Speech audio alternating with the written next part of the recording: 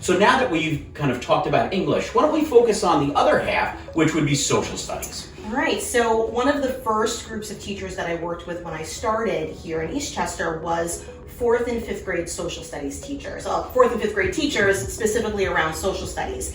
And what we needed to do was take a look at the New York State framework for social studies and see where were the units that our teachers were teaching, where were they aligned, and where did we need to either cut back or add to be better aligned with what the standards are. So for 4th grade, it was more about how could they combine some of their social studies units with what they were working on in ELA to maximize time. 4th grade social studies is jam-packed, and they have to figure out ways to be able to, do both at the same time. So they've worked on different ideas for reading biographies, incorporating famous New Yorkers for a unit that's about, the industrial age and the importance of New York during that period in New York's history. So we have that going on in 4th grade, and then in 5th grade, in aligning to the framework, we found that there were some units that teachers really didn't have a lot of experience teaching, one of which is on ancient Native American civilizations.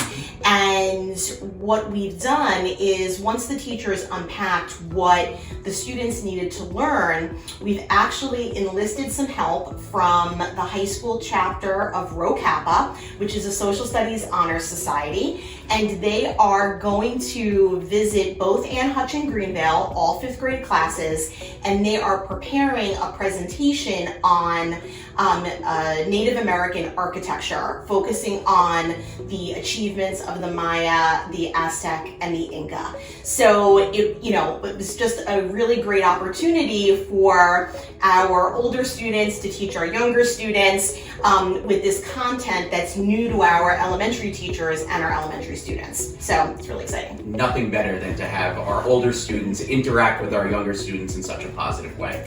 And then, at the secondary level, we have been working on infusing the social studies content 612 with the social studies historical thinking practices and historical thinking skills. So not simply content memorization or a list of name and dates, but how do you take a look at a historical event or a historical document and really understand it, really unpack it, analyze it, and then be able to apply content knowledge.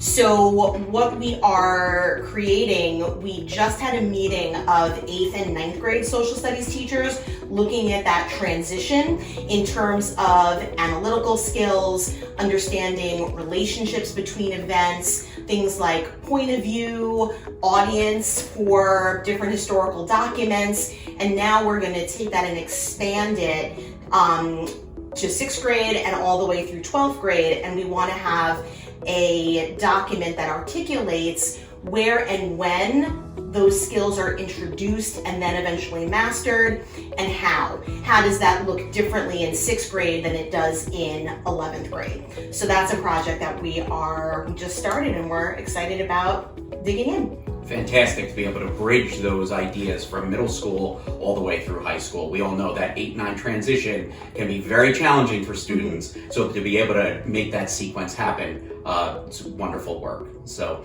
Susan, thank you so much for joining us today. You're welcome. And I want to thank everybody for joining us on Eastchester SMART, and looking forward to seeing you again with our next episode, which will hopefully be coming to you soon.